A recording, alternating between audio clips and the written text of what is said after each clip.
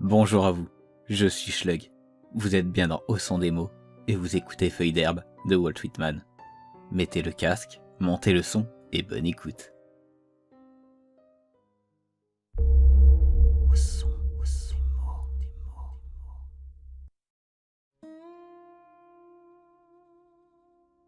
Première partie, envoi.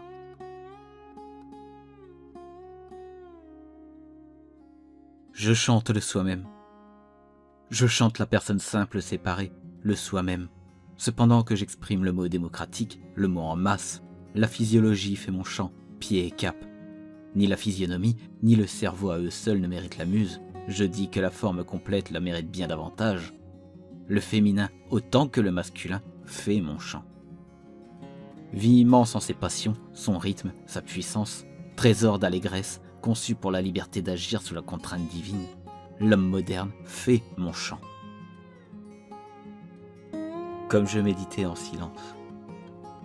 Comme je méditais en silence, que je revenais à mes poèmes, réfléchissais, m'attardais.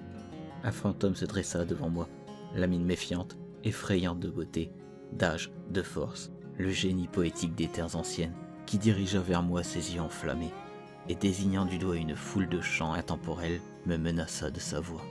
« Que chantes-tu là » me dit-il. « Ne sais-tu pas qu'il n'existe qu'un seul thème pour les bardes appelés à durer ? C'est le thème de la guerre, la fortune des combats, l'éducation de guerriers parfaits. » Alors je répondis, « Si c'est ainsi, ombre hautaine, moi aussi je chante une guerre, plus longue, plus grande qu'aucune du passé. Une guerre que je livre dans mon livre avec des fortunes diverses, fuites, avancées, retraites, victoires différées ou précaires. Et cependant toutes sûres ou presque, à la fin, mon champ de bataille le monde, ma guerre pour la vie la mort, le corps l'âme éternelle. Regarde, moi aussi je suis venu chanter le chant de bataille, et plus que tout l'éloge des guerriers courageux. » Dans la cabine des vaisseaux en mer. Dans la cabine des vaisseaux en mer, l'infini du bleu expansivement de tous les côtés, vent sifflant, vague musicale, immense vague impérieuse, ou peut-être à bord d'une barque solitaire balançant sur l'épaisseur marine, emplie de foi joyeuse, déployant ses voiles blanches, épousant les terres dans l'étincellement d'écume du jour ou sous la foule des étoiles nocturnes. Par des marins jeunes ou vieux, je serai lu, réminiscence de la terre, dans la perfection des rapports, enfin. Voici nos pensées de voyageurs. Voici que la terre seule, la terre ferme n'apparaît plus, dira-t-on alors. Voici que le ciel tend son arc sur nos têtes, nous sentons le vacillement du pont sous nos pieds, nous sentons les longues pulsations, le flux, le reflux du mouvement infini, les tonalités du mystère invisible, les vastes vagues suggestions de la salure liquide, les syllabes fluides et liquides, le parfum, le craquement léger des cordages, le rythme mélancolique, l'horizon sans bornes, l'horizon brumeux lointain, tout nous accompagne. Et voici devant nous le poème de l'océan. Ne faiblis pas mon livre, accomplis ton destin, toi qui n'es pas réminiscence de la terre seule, toi qui navigues telle la barque solitaire sillonnant le ciel, barque de but inconnu et cependant de foi totale. Va de conserve avec tous les vaisseaux, va vogue, porte-leur le pli de mon amour. Cher marin, je vous le plie dans le pli de chaque feuille. Accélère mon livre, déploie tes voiles blanches ma petite barque à travers les vagues impérieuses. Musique fait voile, emporte à porte au-delà de l'infini du bleu à toutes les mers, ce chant que je destine aux marins et leurs vaisseaux. Poème pour les terres étrangères. Je me suis laissé dire que vous demandiez une clé capable d'ouvrir cette énigme, le nouveau monde, de définir l'athlétique démocratie Amérique. Regardez, je vous envoie mes poèmes, vous y trouverez ce que vous cherchez. À un historien. Toi qui célèbres les disparus, qui explore la face externe, la surface des races, les manifestations de la vie. Toi qui as traité de l'homme créature politique, agrégat, dirigeant et prêtre. Moi, l'habitant des Alleghenies, qui parle de lui tel qu'il existe en son droit propre, qui palpe le pouls de la vie tel qu'il ne s'est pas souvent exhibé, ce grand orgueil de l'homme envers lui-même. Moi, le chanteur de la personnalité, définissant ce qui est encore à être, je projette l'histoire du futur. Toi, chère vieille bonne cause. Toi, vieille cause, toi l'incomparable, toi la passionnée bonne vieille cause. Toi la sévère, la douce, l'impitoyable idée, l'immortelle à travers les siècles, les races, les pays, au lendemain d'une étrange et triste guerre conduite en ton nom. car je crois que toutes les guerres ont réellement été livrées et le seront toujours en ton nom. Écoute mes chants, la marche éternelle que je t'adresse. Cette guerre, mes chers soldats, ne fut pas faite pour l'amour de la guerre. Bien plus nombreux ceux qui attendaient sans rien dire au dernier rang, qui viendront au premier rang dans mon livre. Ô toi l'orbe dans la foule des orbes, toi le principe qui fermente, qui fomente, toi le germe latent, toi le centre. La guerre fait ses révolutions autour de toi, ton idée, avec tout son jeu véhément de causes coléreuses. Leurs conséquences empliront 3 fois 1000 années. Mes récitatifs pour toi, mon livre, la guerre ne font qu'un. Je suis immigré dans son esprit, moi et mon monde, tout comme la lutte prend son axe en toi. De même qu'une roue tourne sur son moyeu, mon livre à son insu tourne autour de ton idée. Eidolon. J'ai vu un voyant qui examinait les teintes des objets de l'univers, les champs de l'art, du savoir, du plaisir, des sens, et cueillait l'Eidolon. Place dans tes champs, me dit-il, non plus l'heure troublante ni le jour, segment, parcelle incluse en lui. Place d'abord dans ton champ comme lumière absolue, comme champ d'enchantement absolu, la lumière des Eidolons. À jamais la brume des origines, à jamais la croissance, l'arrondissement du cercle, à jamais le soleil, la jonction finale, avant le redépart, Eidolon, Eidolon.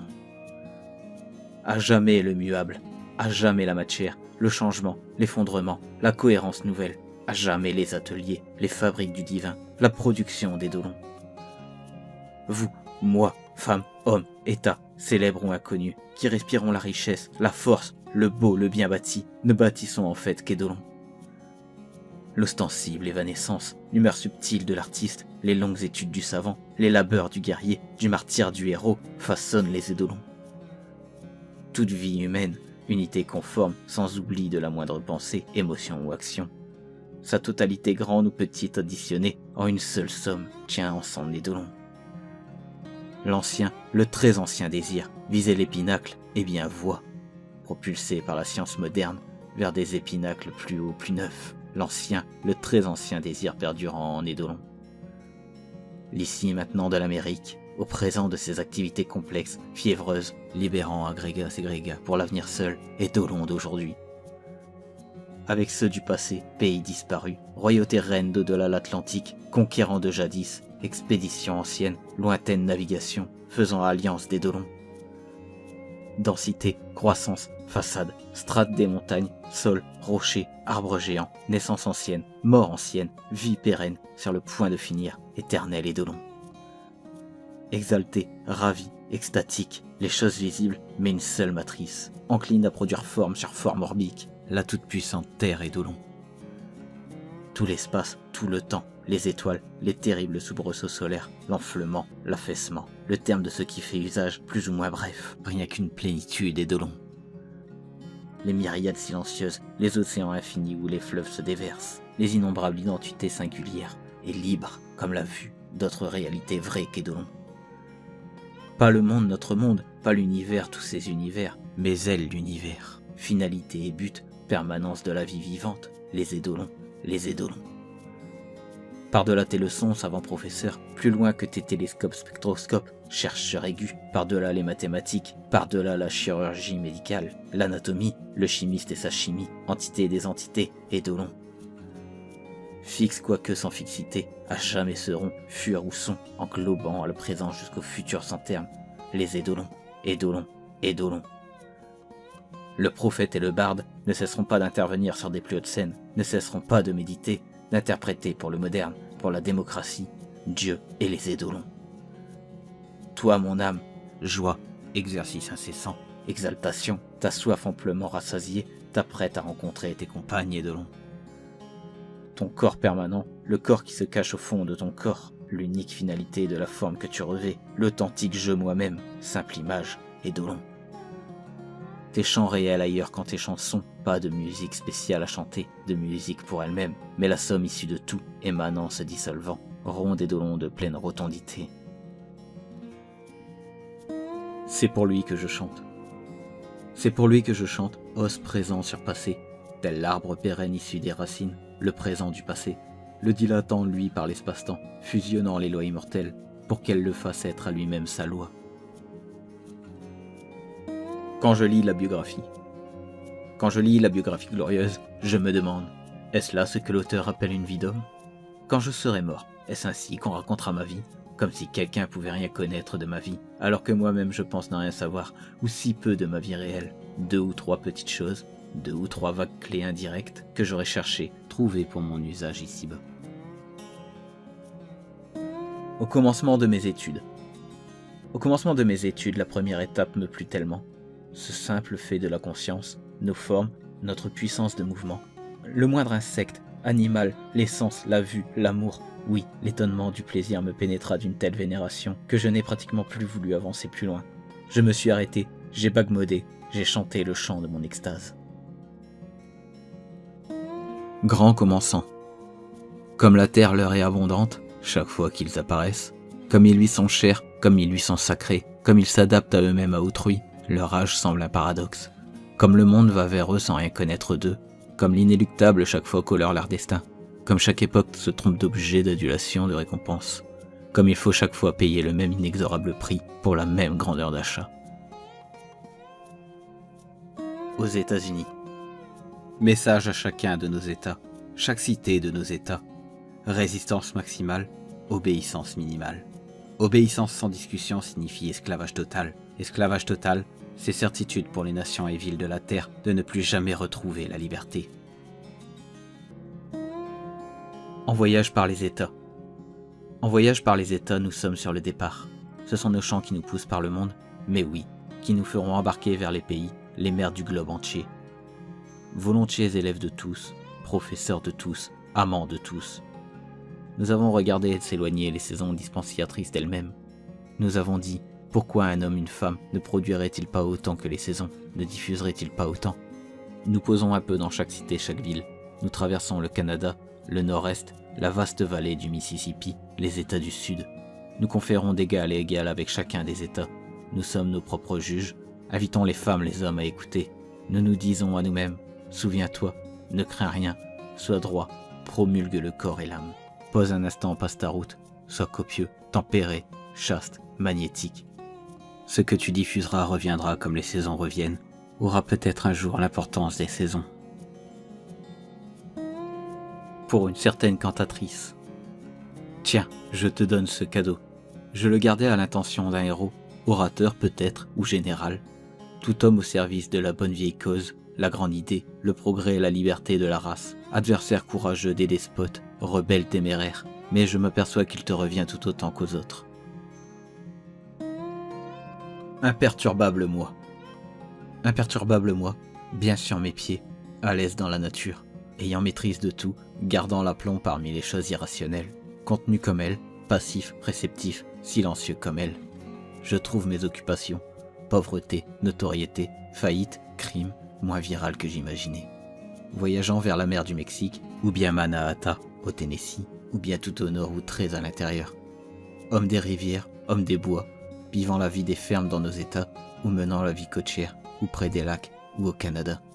Partout où ma vie se passe, garder mon propre équilibre devant les contingences, affronter la nuit et les orages, la faim, le ridicule, les accidents, les rebuffades, comme font les arbres, les animaux. Savantisme. Tout au loin mes yeux voyant chaque résultat, réussite revenir à sa source, son nid, son gîte, dans l'obligation parfaite, tout au loin les heures, les mois, les ans, au loin les commerces, les traités, les établissements, dans leurs moindres détails, tout au loin la vie quotidienne, la parole, les ustensiles, la politique, les richesses, les personnes, tout au loin nous-mêmes, moi, mes feuilles, mes champs, pleins de foi, d'admiration. Ressemblant à un père qui va vers son propre père, il conduit ses enfants par la main. Un vaisseau démarre.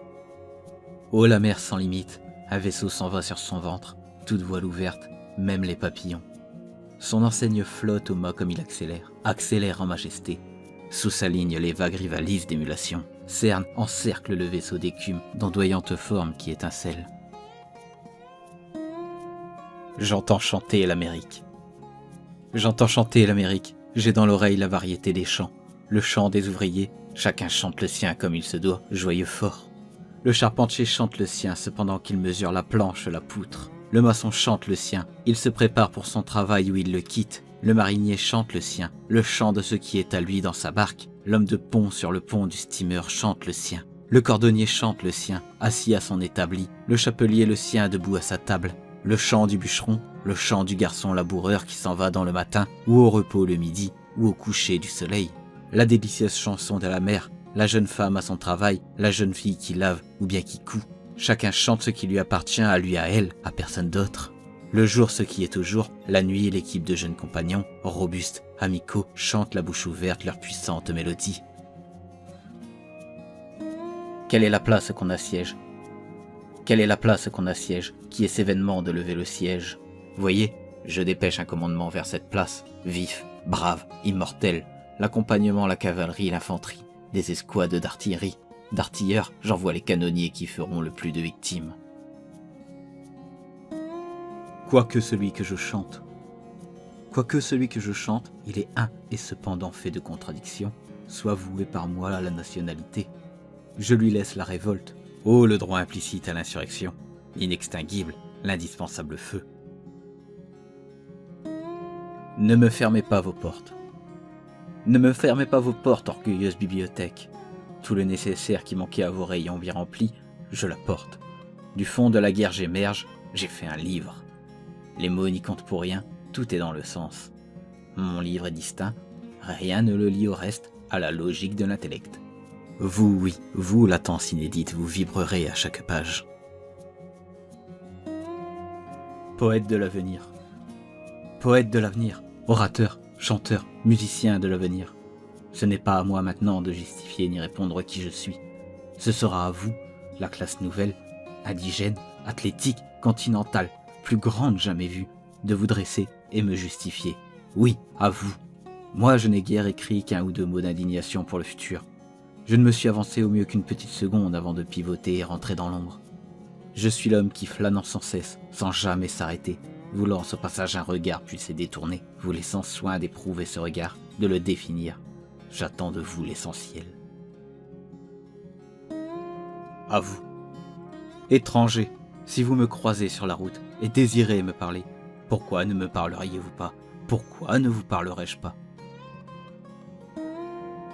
Toi, lecteur qui pulse de vie, d'orgueil, d'amour autant que moi, les chants qui suivent te sont, pour cette raison, dédiés.